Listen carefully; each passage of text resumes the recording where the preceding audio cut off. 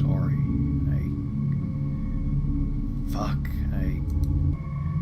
It's okay. I've had a long time to come to terms with it, but maybe you understand now why I've lost hope. I understand, and I'm sorry. Again. I've come so far, though. Alice. I guess the least I can do is make sure you don't screw up getting us out of here. Oh, wow. This is not how I remember it.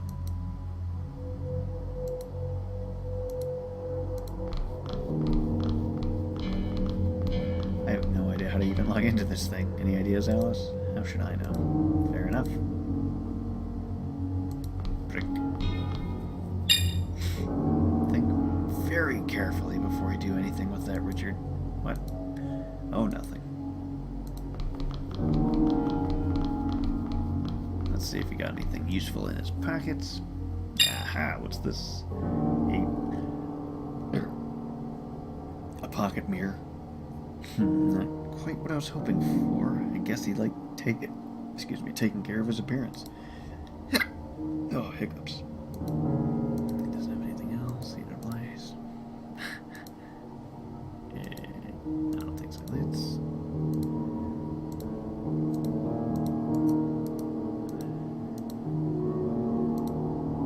Could work, but I'll need more mirrors.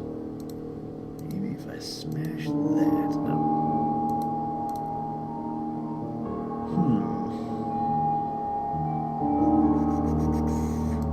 Hey, thanks. Useful. That won't work. Smash him? Nope, not gonna do that. And look at his face. Nope, not gonna do that. Need to give that to Alice. I think you might. Smash? Nope. Brick and laser? Nope. Brick and keypad? Why would I do that? What do I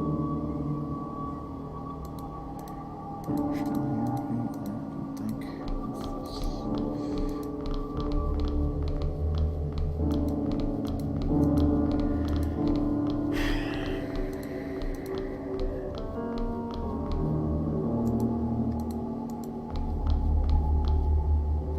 There's a unit with loads of blinking lights. I think they were triggered by the emergency devices. Looks like we weren't the only ones to activate them. Jesus.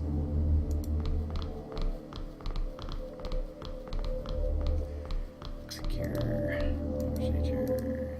Lasers. Scary looking lasers. Poor guy. Yeah. Sturdy brick. I don't think it was used. Decent looking pocket mirror. Oh, look at me. Alright then. Really, Richard? Putting mirrors over the lasers? I thought that only worked in the movies. Not at all. It's a perfectly logical solution. Careful now. Bingo. 1 down, 3 to go.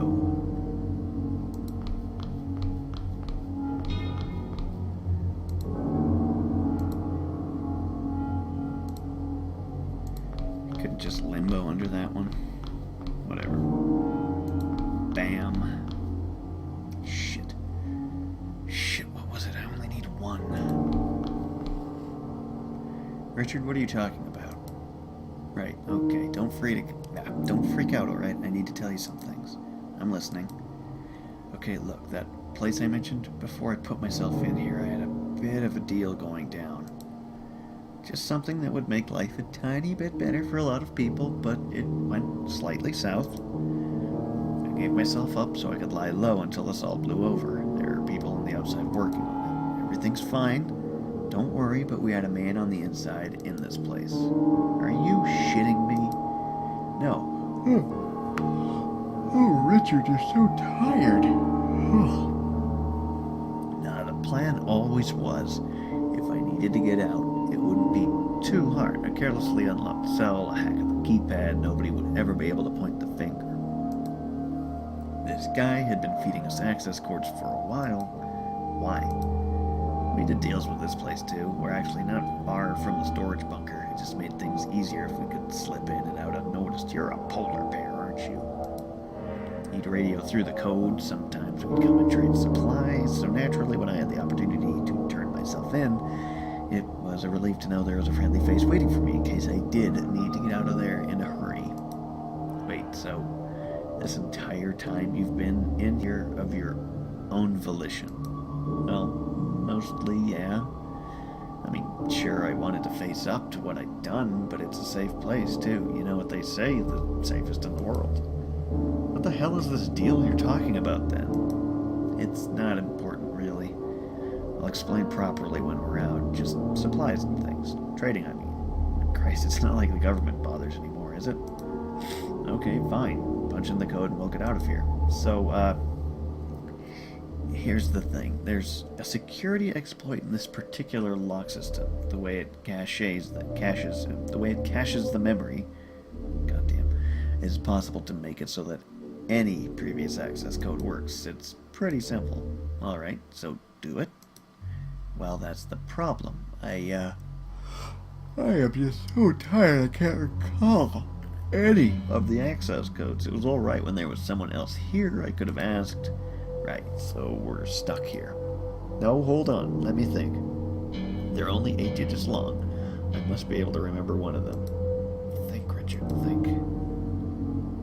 Richard? Yes? Give me the photo. But why? Just give it to me. No, why? I don't think you're in any position to be questioning me, are you? Yeah, it's written on the back of the photo. Oh, God. Alice, please, it's all I have. Oh, relax, Richard. I'm not going to destroy it. Okay, but I don't understand. Right, let's have a look. 131822220. Alice. Oh, just shut up and lock the door, Richard. I'm sick of this place. Alice, how long? Just fucking do it.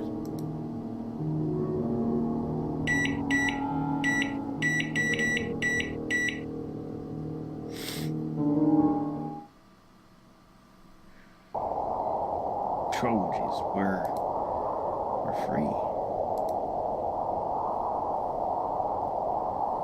So, what now? We should probably talk. We've done a lot of talking, don't you think? Maybe too much. I don't want to talk right now. I think we should. I know. Alice, you don't seem okay. I mean, I understand, but come on, we're out. I know where we are. I know how to get to safety, and we can work out what to do from there. I know, Richard, it's just, like I say, what now? Back to surviving? Barely making it? Back to doing all those awful things we have to do to survive? Alice, listen. When I was a kid, a really young boy, whenever I used to get really down, when I'd feel really hopeless, my father would take me to one side. Do you know what he'd say to me? No, tomatoes, Brussels sprouts. He'd say, Richard, Brussels sprouts survive through the winter. Tomatoes turn to juice. Are you a tomato or a Brussels sprout? And I'd say, Daddy, I'm a Brussels sprout. What? Not even a smile? Oh, can't win them all, I guess. Let's just go then.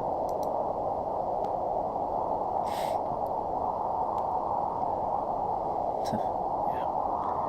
You must think I'm a terrible person. I don't think you're a terrible person, Richard. I think the world is a terrible, awful place.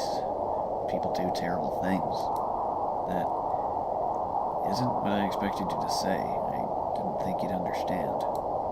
I understood. It's crazy, isn't it? How two lives can collide like snowflakes falling in the wind. Chance encounters, fate, or coincidence. I don't believe in fate. At all. You know that. Neither do I. It wasn't how it must have looked. It really wasn't. The people we took in, they wouldn't have survived by themselves. You son of a bitch. The polars, They may not have been the nicest of people, but they were providers. They gave them clothes, food, shelter. It could have been worse. A lot worse. And by dealing with them, by trading with them, hell, we helped a lot more than we could have done otherwise. That's how you see it. You took away their choice, Richard. They starved to death, you know. Upstairs. What chance did they have then? That wasn't my fault. Oh, God, Alice, you don't understand. I had no choice. It wasn't long after that. After that day in the church, I got tired of running. Turned myself in. I wanted to make up for what Jake and Caleb had done. And in the process, get clothes, food, shelter, imprisonment, safety. Sounds familiar. Don't try to paint this as self-sacrifice, Richard. You were hiding from the mess you'd caused. You don't understand. If you say so. It was for Sarah. For Sarah and Joss. The Polars, they made sure my family would be taken care of, like, properly. None of this foraged medicine, none of this foraged medicine, none of these scraps of food, they helped me get them into the zone. Christ, we would have all got into zones. This one girl, Lucy, she was our ticket. Caleb and Jake, they fucked things up for a lot of people when they killed her. Did Joss know? Did she know what you'd done for Sarah? No, she suspected. Sarah said some things after the guys did what they did. This guy showed up. This fucking guy. He was looking for Lucy. Before we got to him, he saw Sarah and he told her what we were. He told my little girl her father was a monster. It was over then. They took what I'd provided and left. I deserved it. I know I deserve it.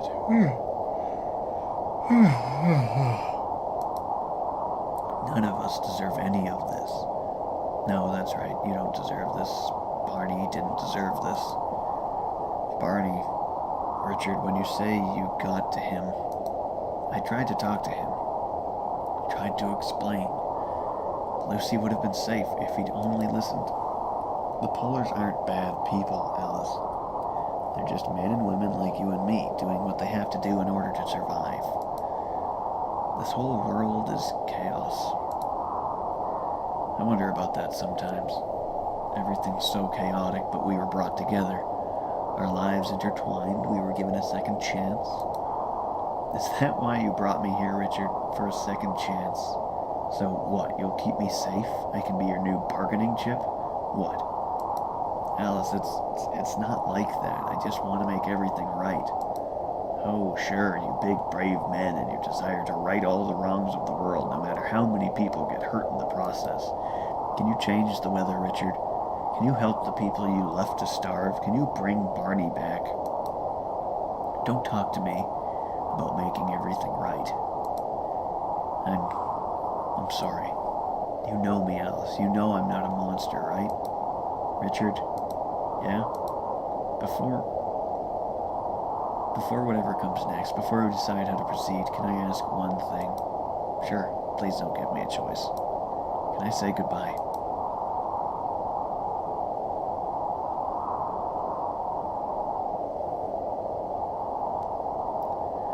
I still have no idea who's really buried here. I don't want to know. I'm sorry. In the end, it didn't change anything. Does it really matter where you're rotting? The earth will swallow you no matter where you are. Alice, it's better still be recording. Oh, good. Alice. Hello, sweetheart. I know Mummy hasn't been to visit in a long time, and I'm sorry. I hope you're okay now, Barney. I hope you're warm and not sick, and that you're playing with Daddy. I hope the sun's shining and the snow's all melted and you're looking down, and I hope you're having lots of wonderful adventures with Daddy, and I hope you know that. I love you, Barney. I love you so, so much. I will always love you. And I hope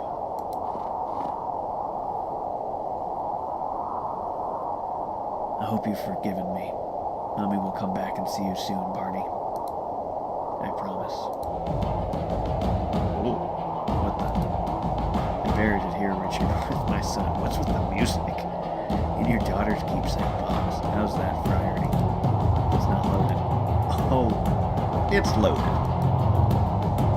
Alice, after everything we've been through, after everything we've both done, you can't understand why I did what I did.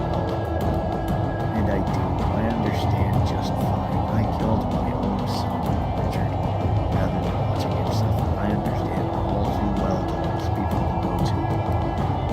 So why this? You and I are very different, Richard. Understanding you doesn't change that. If you just let me talk to them, let me smooth things over, and we can walk away from this, both of us together. What if I don't want to? This world's a cruel, shit, awful place. We're cruel, shit, awful people. The snow isn't melting, Richard. Things aren't going to get better. Maybe there's a reason for this. Maybe this is the way the world ends. Alice, stop. Think this through. They'll hear the gunshot even from this distance. They'll come running. They might not be awful people, but they're capable of awful things. We all are.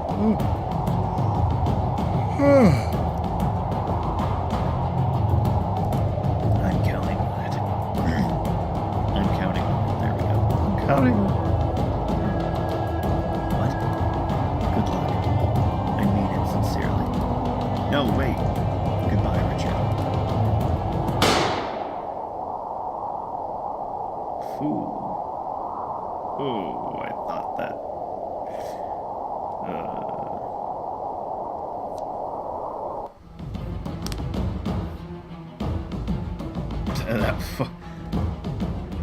That was an ending. Jesus, I know there's multiple endings though, and I'm not going to be going through to find them all out, but wow. That was really good. That was really good. Just with this unusual behavior of Ben Chandler. This was such a good story. So sad. Very well written. Jesus. I actually don't... There's not been a lot of games that have actually evoked much of an emotion from me. That was really, really good. You can probably hear it a bit in my voice and some of the death stuff. But Jesus Christ. Kudos to everyone that did this. Richard Nellis, this is a fantastic game. Holy crap. So sad. Oh. Back to the screen. Anyways, thank you anyone who watched this entire thing. Thank you very, very much. This is first real playthrough. It was great. And I hope you enjoyed. I am Shovelfish for House Bandersnatch, and this has been Richard and Alice. Thanks for watching. Like, comment, please subscribe. Anyways, have a nice day.